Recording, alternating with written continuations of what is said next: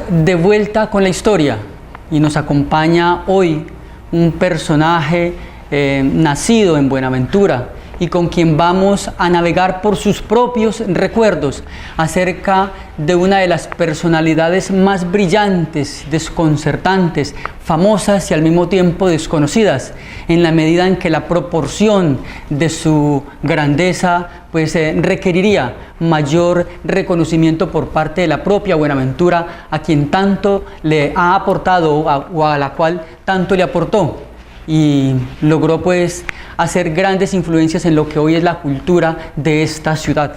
Esta personalidad de la cual vamos a hablar hoy compartió experiencias con nuestro invitado de hoy. Por lo tanto, una vez más, en De Vuelta con la Historia, tenemos las vivencias, las memorias de alguien que vivió de cerca los testimonios que hoy nos quiere compartir. Nuestro invitado es Julio Hernán Riascos Patiño, arquitecto graduado en la ciudad de Bogotá, pero bonaverense, auténticamente bonaverense, nacido en la calle El Naranjito y quien tuvo el gusto de viajar por Colombia durante muchos años y hacerse una mirada del país, y pasados los años regresa a Buenaventura y hoy es docente de la Universidad del Pacífico. Está vinculado al programa de arquitectura de la Universidad del Pacífico. Para mí es un gusto entonces saludar al maestro Julio Hernán y compartir con él esta conversación acerca de alguien que, como ya les digo, es una personalidad de las más queridas, de las más representativas de lo que es Buenaventura, y al mismo tiempo una de las más desconocidas. Pero precisamente con él, con el maestro Julio Hernán, vamos a abordar sus memorias y sus vivencias acerca de este personaje. Ya van a saber ustedes entonces de quién se trata. Es un gusto tenerlo en nuestro programa De Vuelta con la Historia, maestro Julio Hernán. Muchas gracias, Erzaín. Quiero anticiparme comentando que para mí es muy gratísimo inmensamente volver a este lugar tan cariñoso, tan familiar, tan lleno de esas cosas extrañas que muchas veces le remueven a uno el sentimiento cuando quiere decir muchas gracias. Su equipo, todos ustedes son maravillosos y hacen que uno se sienta bien. Sepa usted, profesor, maestro Julio Hernán, que para nosotros no solamente es un gusto, sino un honor, no solamente tenerlo acá en nuestro programa, sino dejarnos llevar por esos recuerdos y esas memorias que nos permitirán navegar hasta una época muy especial de la historia misma de Buenaventura y de las vivencias, sin dejar de subrayar para nuestros televidentes que este programa no tiene la pretensión de hacer historia ni de referirse a los hechos con el rigor de lo que corresponde a la disciplina de la historia, sino más bien dejarnos guiar por las vivencias personales, por los recuerdos e incluso por las reflexiones que hace nuestro invitado, a quien tenemos entonces el gusto de escucharlo. Así que, maestro, bien pueda usted, nos ha preparado un documento para hablar del tema. Nuevamente me refiero a lo que usted ha antecedido. Nosotros sabemos que los historiadores a ultranza muchas veces se apoyan en profundísimos trabajos de investigación para resaltar la categoría de lo que escriben, de lo que a veces transmiten, de lo que comparten. El caso mío no es un trabajo de investigación. El caso mío alrededor del personaje que estamos anunciando es particularmente una sumatoria de recuerdos que en el tiempo han enriquecido todo lo que para mí significó en su momento esta persona. Me refiero a los tiempos de mi adolescencia, cuando Buenaventura geográficamente era inmensamente más pequeño y los hechos como que adquirían una dimensión tal que aparentemente, añadiendo el que éramos menos, adquiere una dimensión tan especial que entonces todo era contradictoriamente más importante, pero era como menos trascendido. Entonces, importantísimas personas como a la que queremos apuntar muchas veces podían pasar inadvertidas porque pertenecían al nivel de la población.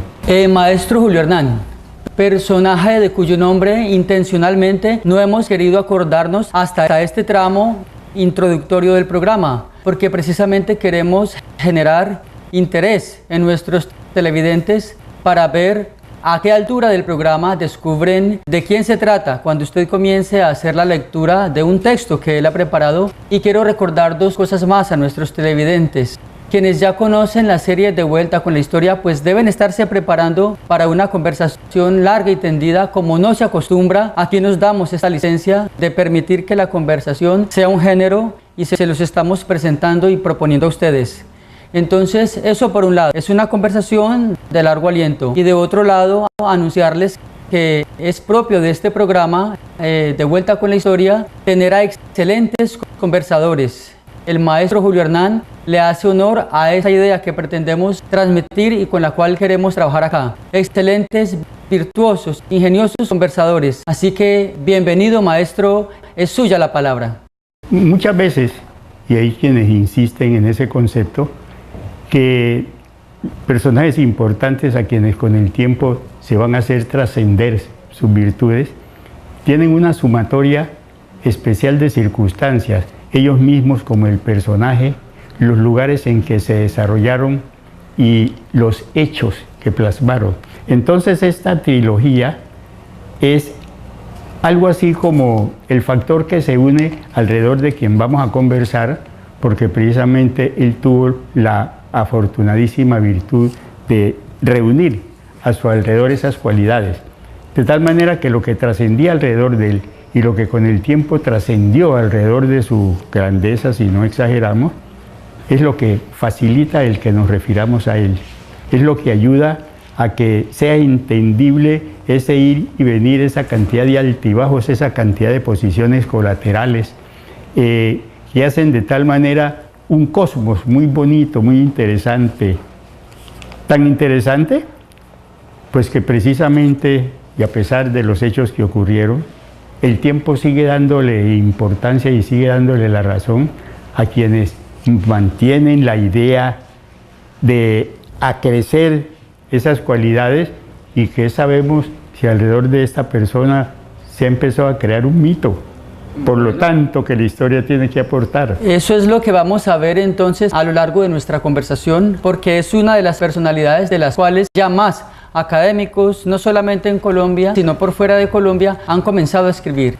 Bien pueda, maestro. Refirámonos que desde los personajes de la alta alcurnia histórica de quienes nos hablaron, hasta la saturación en el colegio, hasta quienes mantuvieron un bajo perfil y decidieron que su importancia fuera pesada en la balanza de quienes nos conocieron, compartieron y tuvieron notorias aproximaciones con los mismos. Este es el caso de Teófilo Roberto Potes. Ese Teófilo Roberto Potes, a quien conocimos en un lugar muy importante en el momento en que la vida nos tenía deparado, ese quehacer histórico. Con Teófilo nos unió un parentesco remoto, pero importantísimo, porque había un acercamiento, insistimos, entre su mamá y la mía, doña Felisa. Nos acercamos, como que estábamos llamados a acercarnos, y él empezó como a tener mucha precaución en mi formación personal. Y digo que mi formación personal porque desde el comienzo fue mi consejero. Mi consejero en tal medida que él siempre quiso que el Julio Hernán, a quien conoció de adolescente, fuera una persona importante, conocedora de muchas cosas, pero esa cantidad de cosas que fluían en él y que él, por su generosidad y por su manera de ser, quería transmitirla. Tengo la impresión de que él compartía aquello de que lo que podemos de pronto saber no es de nuestra propiedad, sino propiedad de los demás. Y eso era lo que él quería hacer conmigo. Yo le quiero comentar a los televidentes que Teófilo me puso en jaque cuando, queriendo formarme y siendo mi maestro en la escuela número 1 de Buenaventura, allá arriba del comienzo de la calle Cundinamarca y de la avenida Sor Vázquez, me puso en el jaque, repito, de enseñarme álgebra. De manera que yo me familiaricé tanto con el binomio de Newton que entender que era A² más 2AB más B al cuadrado, ese era un chiste para mí porque yo ya entendía que era eso. Cuando él se puso en plan de que yo entendiera el teorema de Pitágoras, yo ya lo tenía visualizado y concientizado de tal manera que Teófilo me insistía, ya entendió Julio Hernán lo del teorema de Pitágoras, y yo le decía, sí señor, muy solemnemente. Cuando me dibujó, recuerdo mucho con precisión geométrica una circunferencia y me enseñó que la circunferencia es un polígono de infinito número de lados, que por eso es tan redondo y tiene en el centro un puntico que es el que permite que ese polígono se forme. Cosas por el estilo, ¿no? Y entonces él me mantenía en jaque con esto, pero mucho más allá, y sintetizando, él me decía que por favor no dejara de leer y escribir siempre, que quien no lee ni escribe nunca aprenderá a hablar. Olvidaba yo decir precisamente en la presentación de nuestro personaje, motivo de la conversación, que es uno de los bonaerenses que más tempranamente se perfiló como un hombre universal. Esa expresión que hoy se usa para indicar que alguien, siendo de un lugar muy puntual, muy local, tiene una panorámica del mundo y está conectado con la realidad, no solamente de su sitio de nacimiento y su entorno, sino con el latir de la época. Y ese fue el caso de Teófilo Roberto Potes, de quien usted también nos hablará más adelante acerca de cómo caló y cómo pudo encajar ciertos círculos intelectuales de Bogotá. Y por eso entonces esa brillantez de la cual en Buenaventura pues no se conoce tanto, maestro. Exactamente, ese infatigable afán nutrimental, permítanos el término, de Teófilo por la lectura fue lo que le permitió a él informarse de una cantidad de hechos. No podría yo decir cuál era el origen de esos tantos libros que le conocí arrinconados por allá en su cuarto de Pueblo Nuevo, en el Palafito, del que de pronto haremos alguna descripción posterior, pero de todas maneras él era un inmenso lector. Yo podría decir que para él este concepto nuevo de la globalización estaba bastante anticipado.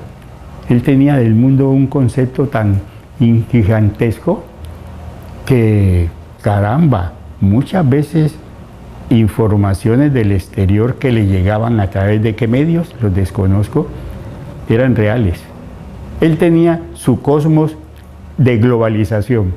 Ese era el hecho de Teófilo. Es que este señor, por esa cualidad que tenía de buscar no solamente información, sino formación, hacía de estos dos conceptos una combinación simultánea tal que eso le permitía estar al tanto. Estar al día sería lo de menos, no, estar al tanto de las cosas que iban ocurriendo. Y él las iba como uniendo, iba como haciendo de ellos una masa que le permitía hacer un pan de olor y frescura inmediato, que hacía quien se acercara a él quisiera estar siempre con él, porque él era un gran transmisor, pero no solamente de información. Yo creo que era lo de menos para él, era contribuir al desarrollo de las personas. Y vuelvo nuevamente a esto de la mitificación, porque es que alrededor de él se han dicho muchas cosas, ¿no? Se han dicho muchas cosas, y Teófilo fue de pronto una persona que, sin prescindir que se iría a convertir con el tiempo en un mito, se puso en las condiciones tales de que desde el comienzo ya la vida lo venía protegiendo. Y cuando hablo de que desde el comienzo la vida lo venía protegiendo, el muchachito, él ya vivía en casa de un personaje importantísimo de la ciudad de Cali, el doctor Evaristo García, cuyo nombre honra el hospital departamental. A mí me da la idea de que doña Felisa fue la nana de la familia del doctor Evaristo García, un hombre pues que ya sabemos tenía no solamente grandes cualidades por sus valores humanos, sino que era un científico que era una persona que siempre tuvo la mano larga, el corazón abierto y el sentimiento siempre dispuesto para ayudar a los demás. Cuando escucho por allí que Teófilo estudió en Santa Librada, no sé si lo pongan como bachiller de Santa Librada, yo me hago una cantidad de interrogantes, porque es que los hijos del doctor Belisario pues eran alumnos o de San Luis, o de Berman, o de Champañá. ¿Qué Belisario? Precisemos para... Por favor, Evaristo, el doctor Evaristo García, pues sus hijos eran alumnos de Berman, de Champañá, de San Luis, del colegio alemán. Y pues no me imagino que él fuera a pensar en que iba a llevar, no porque tuviera menor importancia, a Teófilo, a quien quería tanto, a Santa Librada, porque él fue también un gran colaborador de ese Santa Librada de la época en que yo anduve por allí. Fue precisamente por eso que, deseando que Teófilo compartiera esa oportunidad que la vida le dio de proteger a los demás, lo mandó al Colegio de San Bartolomé de Bogotá, allí al frente de la Nunciatura Apostólica, al ladito derecho del Capitolio Nacional, diagonal al Parque Nacional, a pocos pasos del Palacio de San Carlos, donde entonces era la Presidencia de la República. Y Teófilo, allí donde estudiaron bachillerato muchos presidentes de Colombia, fue bachiller del Colegio de San Bartolomé.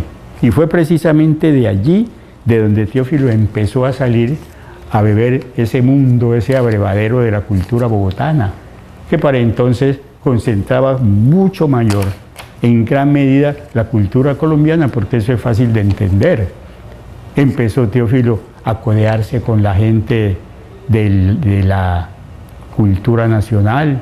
Para él no era desconocido el Automático de Bogotá, en donde pues no faltaban un León de Graves, semejante figura de la literatura.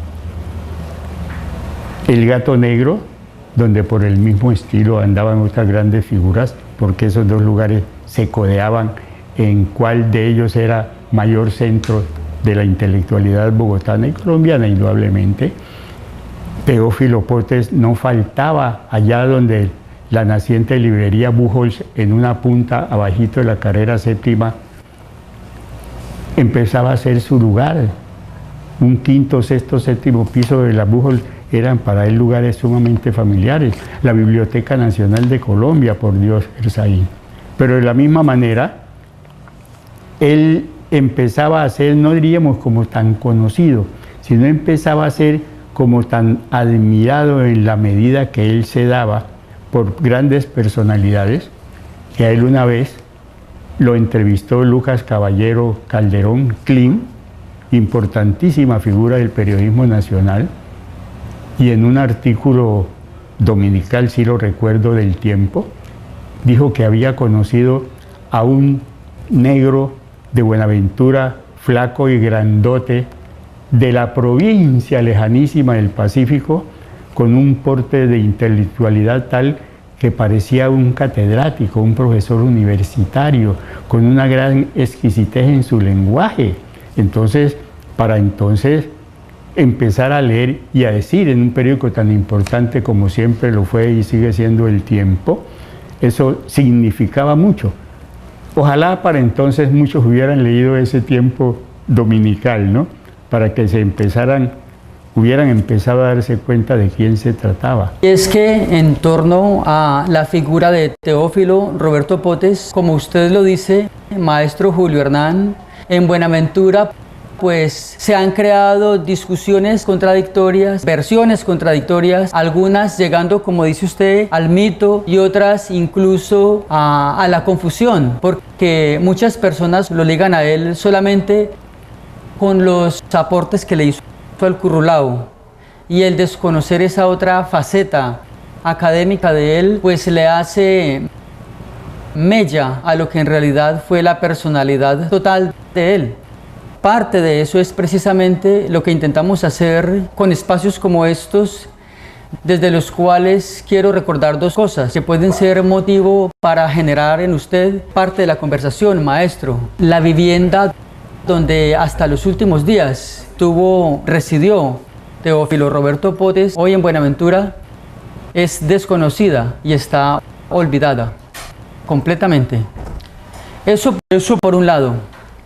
Y por otro lado, llegó a ser incomprendido en sus propuestas, en sus iniciativas, en su momento. Para la época, muchas personas llegaron a considerar que era un embeleco y que no tenía nada que ver con aportes a lo que hoy se le reconoce a las manifestaciones dancísticas y musicales de este Pacífico y de la región. Es que Teófilo, en un momento dado, dejó atrás ese Bogotá, que tanto lo enriqueció, y se vino a Buenaventura con toda la modestia, con toda la humildad que lo caracterizó, y se vinculó a la docencia. En esa época en que precisamente fue mi maestro de escuela en la número 1. Hay quienes hablan de otras escuelas, eso no lo conozco. Y vino a vivir allí a esos palafitos, al lado de esa famosa ría en donde antiguamente llegaban las balandras cargadas de plátano, coco, chontaduro y más, carne barbacoana, recuerdo mucho, procedentes de estas pequeñas poblaciones del litoral pacífico. Hablemos pues de Huapi, ¿no? Hablemos del Charco, hablemos de Barbacoas, Tumaco mismo. Se instaló en uno de esos palafitos. Recuerdo mucho que esos palafitos empezaban allí diagonal a la tienda de un señor San Clemente, donde llegó la primera Traganíque, la Buenaventura, y eso causó sensación, lo recuerdo mucho. Y frente a la farmacia La Garantía, allí empezaban los palafitos. Él se instaló en un palafito gigantesco que era su centro de vida, su lugar de concentración de la transmisión de los conocimientos y las investigaciones que él venía haciendo sobre el curulao, sobre la marimba y el guasá. La gran pregunta es cómo él inició sus investigaciones, qué procedencia tuvieron estos conocimientos, quién empezó a transmitírselos, cuáles fueron los medios a través de los cuales empezó él a familiarizarse y a como dejar de lado toda esa grandeza capitalina que vista desde la óptica real, pues eran dos polos, absolutamente, eso sí, es un pleonasmo decir polos opuestos, porque ellos lo son, pero eran dos polos absolutamente ocupando puntas distintas cuando había quedado atrás ese Teófilo intelectual y ahora él se había dedicado a tratar el tema de lo que era la narración, lo que era la investigación, lo que era la transmisión de conocimientos, lo que era la ejecución y en general formar gente ducha en esto de la dancística del litoral pacífico. Profesor Julio Hernán, pero esa faceta que usted nos comparte de haber sido alumno de él es clave. Háblenos un poco más de eso. Pues el haber sido alumno de Teófilo, grandísimo honor para mí, sobre todo porque fue una especie como de premio al gusto que yo tenía por estar siempre pegadito a él. Me hizo testigo de una cantidad de cosas. Cuando a él lo visitaban personas de quienes tengo recuerdos viejísimos, cuando él lo visitaban estas personas, él siempre lograba que yo fuera algo así como su polo a tierra, porque él contaba conmigo a sabiendas de que yo sabía dónde él tenía sus documentos. De tal manera que muchas veces él me hacía pasarle determinado libro, pasarle determinado apunte, pasarle un cúmulo de papeles que él sabía conservar muy bien, y con el tiempo y mirando atrás yo me he preguntado por qué yo sabía tanto de esos secretos intelectuales de él. Caramba, yo creo que entre esas grandes cosas que él hizo aparece, por ejemplo, alguna vez el que, sin saber quiénes eran, llegó una especie como de comisión de personalidades a ese palafito, porque vale la pena destacarlos, y entre ellos quien encabezaba el grupo empezó a hablar en inglés, que lo hacía divinamente, Y Teófilo, unos días antes, había hecho cortar unas ramas de esta planta llamada barbasco, que vegeta en los alrededores de los manglares. Y él las hizo recortar, las hizo seleccionar y empacar. Pues resulta que estas personas venían a recoger esos bultos. Pero lo cierto es que estas personas eran, y con cara de personalidades más que de personas del común, ellos eran unos alemanes que habían llegado en un buque que días antes había arribado a puerto. Y ellos permanecieron unos días allí, y aquel día que se llevaron esos bultos, ese día fue que me di cuenta que nuestras curanderas, nuestras viejas conocedoras de todo esto, de la naturaleza, lo utilizaban, la materia prima machacada, nada de laboratorio, como bebedizos para estimular los abortos.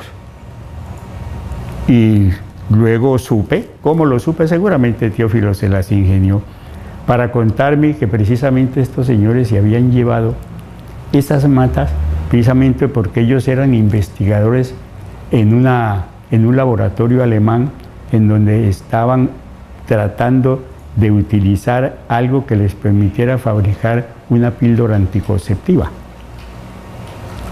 La gran pregunta, ¿quién localizó a Teófilo? ¿Cómo lo hicieron? ¿Quién hizo el contacto?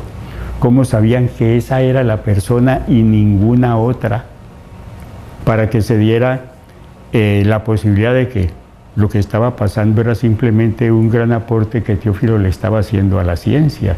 Y eso yo sé que Buenaventura no lo sabe. ¿Usted vivió eso directamente? Yo viví eso directamente porque yo estaba allí, en vivo y en directo, presenciando lo que ocurría. Recordémosle a los televidentes un dato que creo que ayuda a comprender un poco las circunstancias en que se desarrollaron estos hechos.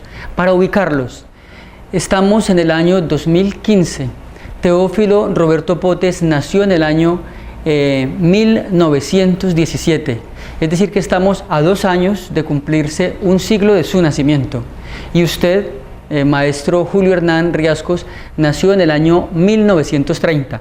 Es decir, que entre usted y el maestro Teófilo había 13 años de diferencia. Él era 13 años mayor que usted.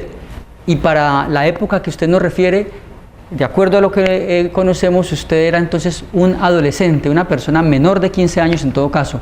Así que estamos hablando de un Teófilo muy joven. Bastante joven. Un Teófilo muy joven que ya había incursionado pues en ese tipo de relaciones de las que usted nos acaba de describir. En su momento usted entendía la dimensión de lo que estaba pasando. ¿Cómo capta usted, pasados tantos años, ese recuerdo? Dimensionando, retomando y recordando. En realidad captarlo no es nada fácil, porque es que estaban convergiendo hacia el mismo punto una cantidad de circunstancias, de hechos, en lugares que no por sus condiciones podrían tener en la época importancia, porque es que estaban ocurriendo una gran cantidad, y permítaseme el término, de cosas que se amontonaban y engrandecían entonces el cosmos de Teófilo, en tal medida que, aunque nunca me detuve a pensar, por favor, qué es lo que está pasando, porque yo no tenía la capacidad en la época para hacerlo, ya en este momento nos encontramos con que ese Teófilo muy joven, mayor, apenas 13, 15 años que yo, estaba haciendo un sinnúmero de cosas que él jamás se imaginó que históricamente iban a tener una trascendencia que, por favor, es una trascendencia alrededor de la cual están girando los intereses de unos historiadores a ultranza que quisieran como llevarse o ganarse el estrellato y llevarse el Oscar de quienes saben más que cualquiera de los otros sobre Teófilo. Es que ese es el debate. Y ese debate hay que seguir dándolo. Y tengo para mí que Yubarta está orientándose hacia allá. Ese debate hay que alimentarlo porque hay una cantidad de cosas como inconclusas, una cantidad de cosas como dudosas, hay ciertos conceptos que no coinciden, hay ciertas apreciaciones, yo diría que pobres, pero que son de las personas que tienen interés en aparecer como los verdaderos estudiosos de Teófilo Potes. Pues para alimentar, maestro Julio Hernán, la discusión o la conversación y reafirmarnos en la idea inicial que presentamos en este programa cuando decíamos que se está llegando casi que a la mitificación de Teófilo Roberto Potes, pues entre los cultores, entre la gente que se interesa en estos temas, digamos que hay motivos de discusión en torno tanto al nacimiento, al lugar de nacimiento de él e incluso al lugar donde murió, cosa graciosa. Hago un paralelo, yo sé que son personalidades muy distintas y que el uno es diferente, notoriamente diferente en términos de la fama que alcanzó, pero guardadas las proporciones, lo que ocurre con Carlos Gardel, cuyo lugar de nacimiento se lo disputan Uruguay, Argentina e incluso Francia.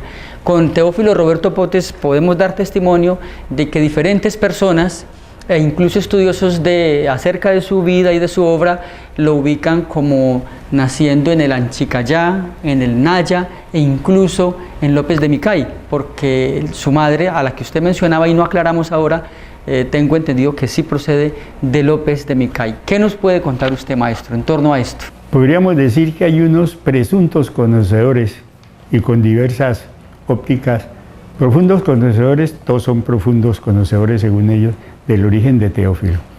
Por allá una persona muy respetable por Buenaventura, dicen que nació en el descolgadero del río Anchicayá. Por ejemplo, el descolgadero del río Anchicayá, si lo asociamos con los orígenes de esa vertiente, pues caramba, no podía tener para entonces como un hábitat, una población, un desarrollo urbano, así fuera pequeñísimo, que pudiera decir, nació en. Entonces localizarlo en el descolgadero del río Anchicayá. Del río Naya, dice esa Del río persona. Naya, no es ubicarlo exactamente en un lugar preciso, porque otros dicen que nació en el Anchicayá, pero no en determinada población de Anchicayá. Y mencionemos para nuestros televidentes que sí es importante, sin llegar a tener precisamente la versión acabada, ubiquémosles un poco. Lo que acaba de mencionar el maestro Julio Hernán Riascos es parte de una declaración que hizo en una entrevista Margarita Hurtado, en una entrevista que concedió a un medio cultural publicado desde Manizales, en Manizales, pocos años después de la muerte de Teófilo Roberto Potes. Y la versión de que Teófilo Roberto Potes nació en el Anchicayá, en el río Anchicayá, se hace referencia entonces allí, lo hace el maestro, el investigador muy querido y muy respetado aquí en el Pacífico colombiano, Santiago Arboleda, persona que incluso ha llegado a tener vínculos en el pasado como docente e investigador de esta Universidad del Pacífico. Así, maestro, que entonces en torno a ese tema pues es necesario aclarar cosas todavía. Yo diría que la mejor precisión que podría hacerse, y este medio está ansioso de que eso se dé, ojalá, pues sería el que algún investigador dijera: aquí está la fe de bautismo, según la cual los registros dicen, los registros parroquiales, que Teófilo nació en determinado lugar. Esa sí es una prueba pues concluyente, y eso sería sumamente importante. Y yo sé que acá, por los lados de Yubarta, se va a dar ese debate y se va a seguir dando, y harto que se necesita. Pues lo que nosotros pretendemos con abrir este tipo de espacios y de facilitar que personas como usted nos compartan sus recuerdos y sus memorias es rendirle un homenaje y contribuir desde este tipo de escenarios a que se conozca más en detalle y a despertar de manera particular el interés en los televidentes por ese tipo de personalidades. Recordemos que si estamos en 2015 y Teófilo vivió hasta el año 1975, entonces en este 2015 se han cumplido 40 años de su partida física, y la ciudad como tal, sus gestores culturales y los dirigentes han dejado pasar inadvertida esta fecha. Nosotros, un poco tardíamente, porque el hecho ocurrió, la conmemoración se da en abril, también murió en abril Teófilo Roberto Potes, entonces han pasado algunos meses, pero es importante en el marco de este año, que es el año 40 de su partida, realizar esfuerzos y compartirlos con los televidentes, como este. Más allá de lo inadvertido, para mí personalmente entristece tener que referirme al hecho de que Teófilo en los últimos días de su vida empezó como a ser un personaje olvidado. De pronto, diría yo, ya les había dado todo, ya le había dado todo a Buenaventura aparentemente. Y cómo son las cosas de contradictorias, paradójicas. ¿Cómo es posible que Teófilo hubiera fallecido en la ciudad de Manizales, a pesar de que muchos dicen que falleció en Buenaventura? No sé quiénes lo pongan falleciendo en Cali. De que Teófilo falleció en la ciudad de Manizales, protegido, no tengo presente si por la Casa de la Cultura, el gobierno departamental, a través de su Secretaría de Educación, desconozco qué institución, y Teófilo fue llevado con todo el amor del mundo, con sus papeles y todo, a fallecer a Manizales. Sería el momento, por favor, que a través de alguna institución local empezaran a buscarse los medios para que esos documentos que tienen un valor incalculable pudieran volver a Buenaventura. Pero quiero retomar el hecho de que él fue tenido allí en Manizales con todo el amor. La gran pregunta, ¿y por qué en Manizales?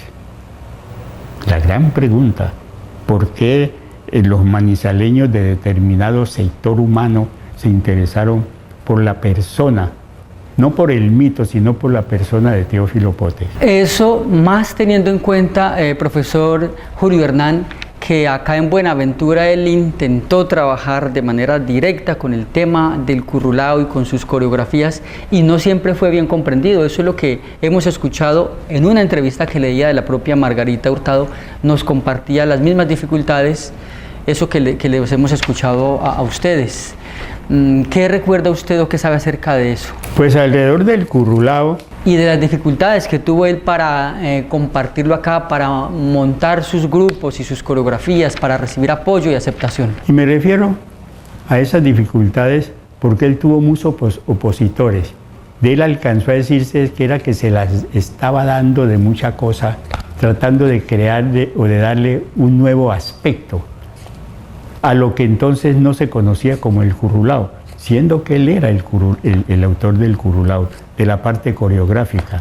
Algo más, yo recuerdo haber visto a Teófilo, porque vivíamos casi a la cuadra, haber visto a Teófilo en el bailadero de currulao que él empezaba a alimentar, donde una señora Carmen, a quien le llamaban la maicera.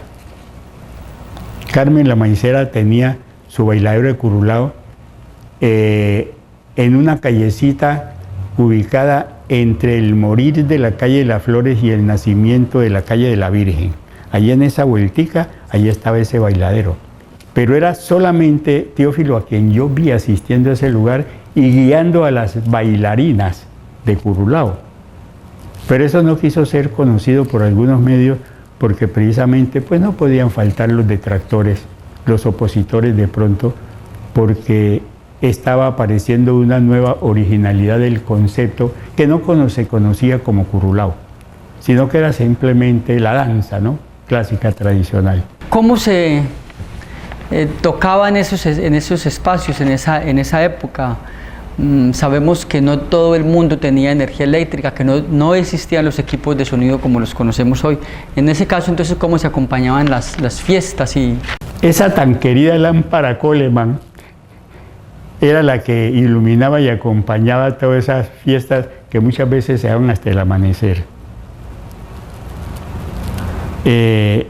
Tanto que el recuerdo precisamente de esas lámparas Coleman es el que me tiene en este momento buscando en algún lugar de la ciudad de Cali donde venden antigüedades, y ya lo localicé, una lámpara Coleman, porque soy además cacharreador de cosas antiguas. Y no sé si inconscientemente es recordando a Teófilo, porque de ese lugar donde él vivía, recuerdo mucho la lamparita Coleman colgada ahí en el techo pajizo, ¿sí? Quedaba un poquito más arriba de mi estatura, un poquito bastante más de la estatura de él porque él era altísimo. Y como la inconsciencia, el inconsciente lo pone uno a hacer cosas que uno no entiende, que uno no comprende, que uno no recuerda, que uno no sabe asociar, quiero ser reiterativo, de pronto me ponen a pensar en eso. De todas maneras, él fue, en boca de quienes son justos con su memoria, el verdadero creador del curulao. Sí, eso dicen los investigadores del tema, que para la época, y es más, en el presente se sigue dando otros nombres al ritmo en el interior profundo pues, del Pacífico, el bambuco viejo y El estas bambuco otras cosas, viejo, la juga, exactamente, ¿cierto? sí. Los investigadores así nos lo han explicado. Maestro, pero Teófilo Roberto Potes influyó de alguna manera en usted, de acuerdo a lo que nos ha contado, parece que fue un inspirador en lo personal para usted acerca del interés por la lectura.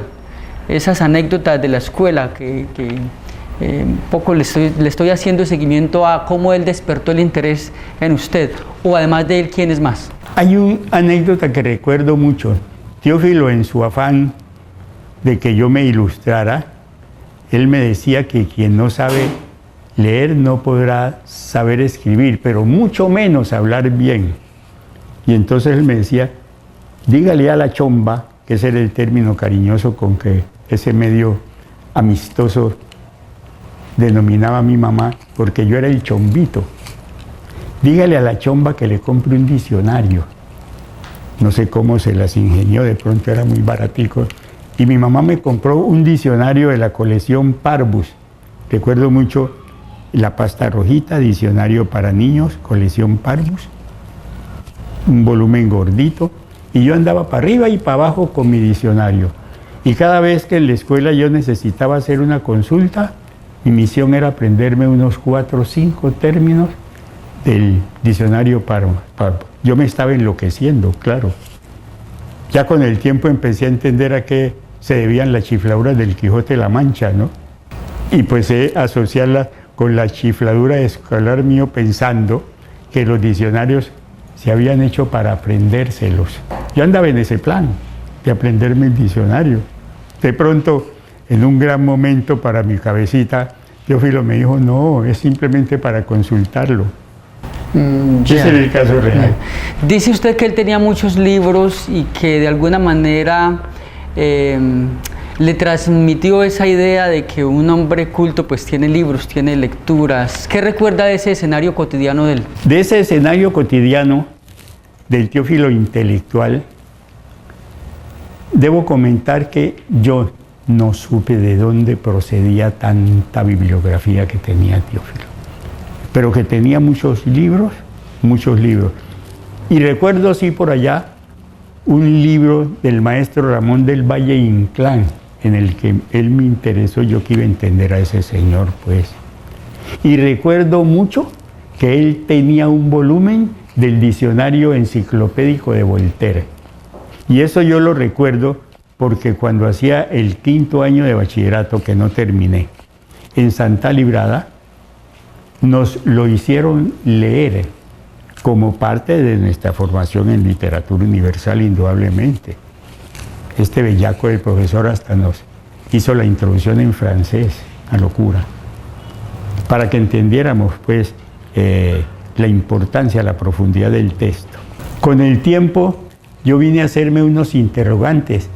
¿Quién le llevó o cómo lo trajo? ¿Cómo hizo para adquirir pues esta obra que no era cualquier libro, el Diccionario Filosófico de Voltaire? Y esa era una de sus obras de consulta.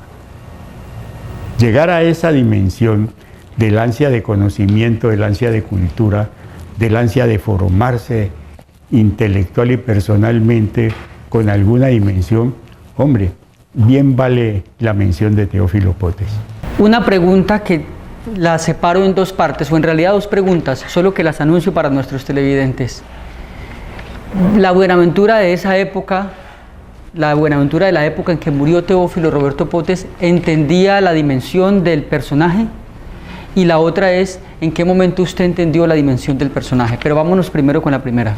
Era imposible que Buenaventura entendiera la dimensión de Teófilo Potes.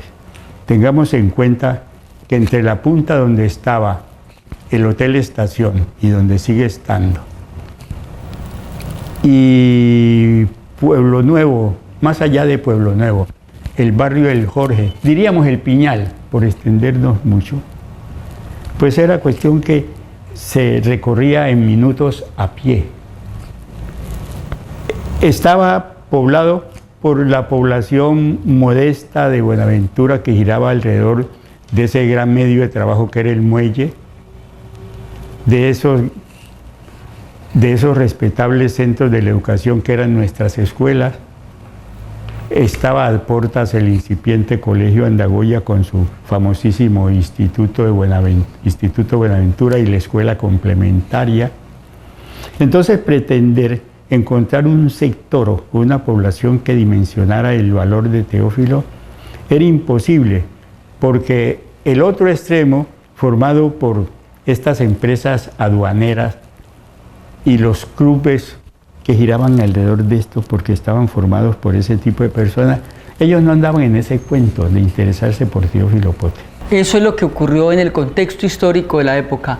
Y en el caso suyo, ¿en qué etapa de su vida se da cuenta que usted tuvo como maestro a una personalidad que con el tiempo se ha ido haciendo más grande? Sorpréndase, Erzaín, y no acudo al lugar común de que le voy a ser sincero, pero fue necesario que yo hubiera vuelto a Buenaventura para que alrededor de ciertas cosas, no se las puedo precisar, pero que alrededor de unas circunstancias pequeñitas, como fue lo que me despertó el haber pasado hacia la clínica Santa Sofía y haber visto enseguidita de este supermercado La 14, Institución Educativa Comercial Teófilo Roberto Potes. Eso me alborotó el recuerdo. Y estamos hablando de una época relativamente reciente, para que entiendan nuestros televidentes. ¿Cuándo fue eso que le alborotó el recuerdo a usted? Pues mire, yo volví a Buenaventura a vincularme a la Universidad del Pacífico exactamente el pasado 30 de enero. ¿Del año 2015? 15. Es decir, que durante todos estos años también para usted Teófilo Roberto Potes había pasado inadvertido, maestro. Había pasado inadvertido, y contémosle a Buenaventura. Y el profesor Julio Hernán Riascos ha tenido el gusto de disfrutar de la atmósfera académica pues desde Bogotá, principalmente desde Bogotá, pero viajar por Colombia, y para él también había pasado inadvertida la figura de Teófilo Roberto Potes. Así que no podemos ser duros con la Buenaventura desde la cual él hizo sus grandes aportes y a la cual entregó gran parte de su creatividad, si en Buenaventura también está olvidado. ¿Es así, maestro? Indudablemente que sí, no seamos duros. Sería una injusticia hacerlo. Debemos comprender qué capacidad de asimilación, ya me lo preguntó hasta ese momento, tenía ese viejo Buenaventura, ¿no? Tenía ese viejo Buenaventura. Es que aún en nuestro inmenso colegio Andagoya, del cual yo fui alumno fundador, desde allá no se hacía mayor mención de Teófilo Potes. Bueno, estamos llegando al final de nuestro programa, nos quedan 3 minuticos, maestro, pero entonces cerremos para nuestros televidentes. ¿Qué pasó cuando usted ve el nombre de Teófilo Roberto Potes y dice, este señor hizo grandes aportes, y se fue a esculcar en sus recuerdos? ¿En qué momento escribe parte de esas reflexiones que hoy usted ha convertido incluso en conversaciones literarias, en tertulia, en conferencia, maestro? Yo tomé esto como un desafío.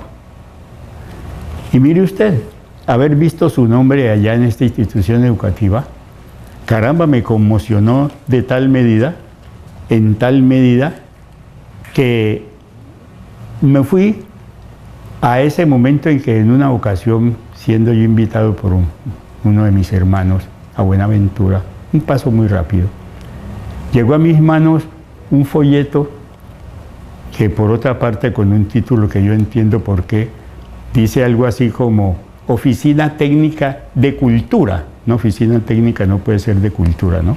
pero así se llama la Casa de la Cultura, lo que leí. Y por allá en un rinconcito casi al final, hacen la mención de la biblioteca Teófilo R. Potes sin comentario alguno, como si fuera un personaje más. No, de largo, rumbando, van pasando por encima de ese nombre. Entonces yo quiero sencillamente mencionar el hecho de que Teófilo Roberto Potes significa para la grandeza raizal, tradicional, de la cultura dancística bonaerense, pero mucho más de los aportes de gran profundidad. Que Teófilo Potes es un mito, y alrededor de ese mito van a ocurrir muchas más cosas, pero desde aquí queremos rogarle infinitamente a los estudiosos que se documenten mejor. Yo no pretendo serlo, yo simplemente he venido aquí a hacer una semblanza, recordatorio de ese Teófilo con quien viví, con quien compartí, a quien amé como un padre porque se interesó mucho por mi formación.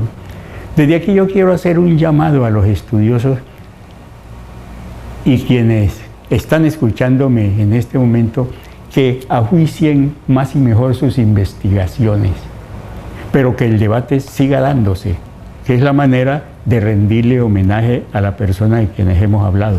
A usted le agradezco muchísimo, profesor, por haber estado acá con nosotros y compartir pues estas memorias, estas vivencias con los televidentes a través de este programa. Y yo mucho más, Erzaín, yo mucho más. Me voy sumamente agradecido de usted, de ese maravilloso equipo que es Yubarta. Me voy, ojalá, con la esperanza de que yo pueda estar aquí nuevamente, porque me gusta.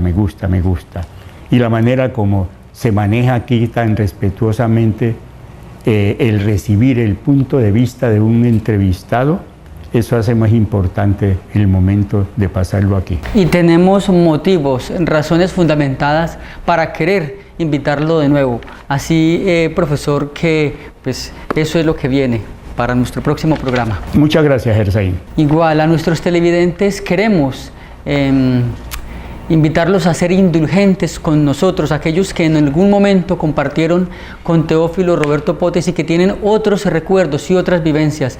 Recuerden, aquí no pretendemos hacer cátedra de historia, sino contar las vivencias personales de nuestro invitado acerca de Teófilo Roberto Potes y con ello despertar interés por este tema y por esa época histórica de nuestra ciudad Buenaventura.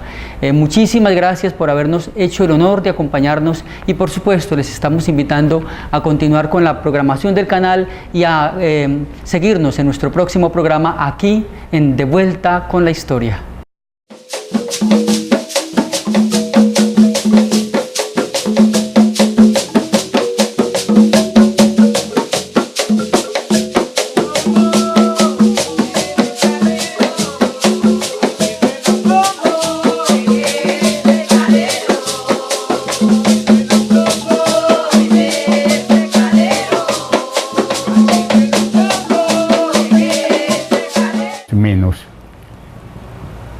Adquiere una dimensión tan especial que entonces todo era contradictoriamente más importante, pero era como menos trascendido. Entonces, importantísimas personas, como a la que queremos apuntar, muchas veces podían pasar inadvertidas porque pertenecían al nivel de la población. Maestro Julio Hernán, personaje de cuyo nombre intencionalmente no hemos querido acordarnos hasta este tramo introductorio del programa, porque precisamente queremos generar interés en nuestros televidentes para ver a qué altura del programa descubren de quién se trata cuando usted comience a hacer la lectura de un texto que él ha preparado. Y quiero recordar dos cosas más a nuestros televidentes. Quienes ya conocen la serie De Vuelta con la Historia, pues deben estarse preparando para una conversación larga y tendida, como no se acostumbra. Aquí nos damos esta licencia de permitir que la conversación sea un género y se los estamos presentando y proponiendo a ustedes. Entonces, eso por un lado, es una conversación de largo aliento. Y de otro lado, anunciarles que es propio de este programa, De Vuelta con la Historia, tener a excelentes conversadores. El maestro Julio Hernán le hace honor a esa idea que pretendemos transmitir y con la cual queremos trabajar acá. Excelentes, virtuosos, ingeniosos conversadores. Así que bienvenido, maestro, es suya la palabra. Muchas veces, y hay quienes insisten en ese concepto, que personajes importantes a quienes con el tiempo se van a hacer trascender sus virtudes. Tenerlo acá en nuestro programa, sino dejarnos llevar por esos recuerdos y esas memorias que nos permitirán navegar hasta una época muy especial de la historia misma de Buenaventura y de las vivencias, sin dejar de subrayar para nuestros televidentes que este programa no tiene la pretensión de hacer historia ni de referirse a los hechos con el rigor de lo que corresponde a la disciplina de la historia, sino más bien dejarnos guiar por las vivencias personales, por los recuerdos e incluso por las reflexiones que hace nuestro invitado, a quien tenemos entonces el gusto de escucharlo. Así que, maestro, bien pueda usted, nos ha preparado un documento para hablar del tema. Nuevamente me refiero a lo que usted ha antecedido.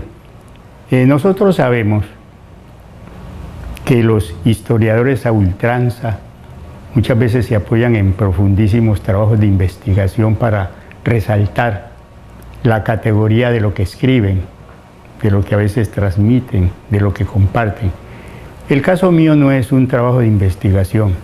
El caso mío alrededor del personaje que estamos anunciando es particularmente una sumatoria de recuerdos que en el tiempo han enriquecido todo lo que para mí significó en su momento esta persona. Me refiero a los tiempos de mi adolescencia, cuando Buenaventura geográficamente era inmensamente más pequeño y los hechos como que adquirían una dimensión tal que aparentemente, añadiendo el que éramos, tienen una sumatoria especial de circunstancias, ellos mismos como el personaje, los lugares en que se desarrollaron y los hechos que plasmaron.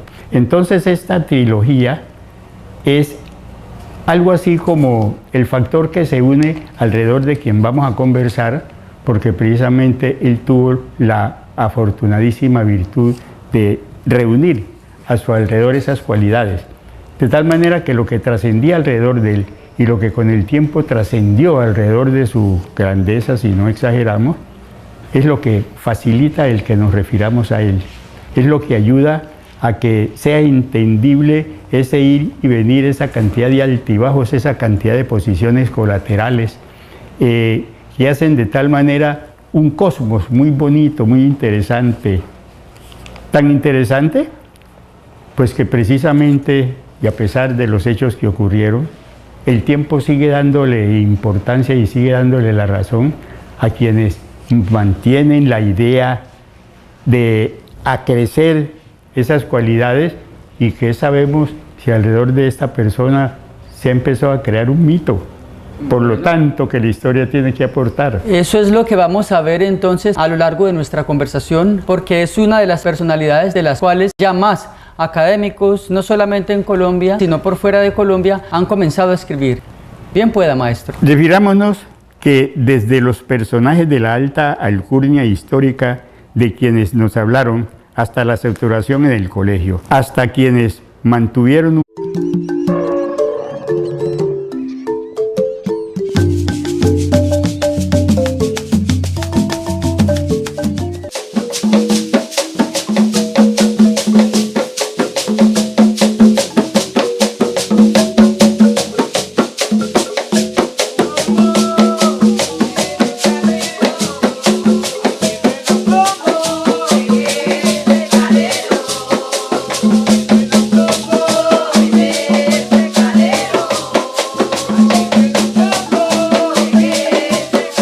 Estamos de vuelta con la historia y nos acompaña hoy un personaje nacido en Buenaventura y con quien vamos a navegar por sus propios recuerdos acerca de una de las personalidades más brillantes, desconcertantes, famosas y al mismo tiempo desconocidas, en la medida en que la proporción de su grandeza requeriría mayor reconocimiento por parte de la propia Buenaventura, a quien tanto le ha aportado o a la cual tanto le aportó, y logró hacer grandes influencias en lo que hoy es la cultura de esta ciudad. Esta personalidad de la cual vamos a hablar hoy compartió experiencias con nuestro invitado de hoy. Por lo tanto, una vez más, en De Vuelta con la Historia, tenemos las vivencias, las memorias de alguien que vivió de cerca los testimonios que hoy nos quiere compartir. Nuestro invitado es Julio Hernán Riascos Patiño, arquitecto graduado en la ciudad de Bogotá, pero bonaverense, auténticamente bonaverense, nacido en la calle El Naranjito, y quien tuvo el gusto de viajar por Colombia durante muchos años y hacerse una mirada del país, y pasados los años regresa a Buenaventura y hoy es docente de la Universidad del Pacífico. Está vinculado al programa de arquitectura de la Universidad del Pacífico. Para mí es un gusto entonces saludar al maestro Julio Hernán y compartir con él esta conversación acerca de alguien que, como ya les digo, es una personalidad de las más queridas, de las más representativas de lo que es Buenaventura, y al mismo tiempo una de las más desconocidas.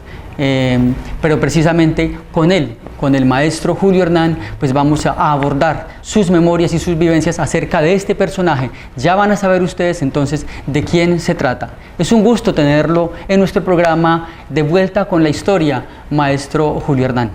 Muchas gracias, Erzaín. Quiero anticiparme comentando que para mí es muy gratísimo inmensamente volver a este lugar tan cariñoso, tan familiar, tan lleno de esas cosas extrañas que muchas veces le remueven a uno el sentimiento cuando quiere decir muchas gracias. Su equipo, todos ustedes son maravillosos y hacen que uno se sienta bien. Sepa usted, profesor, maestro Julio Hernán, que para nosotros no solamente es un gusto, sino un honor. No solamente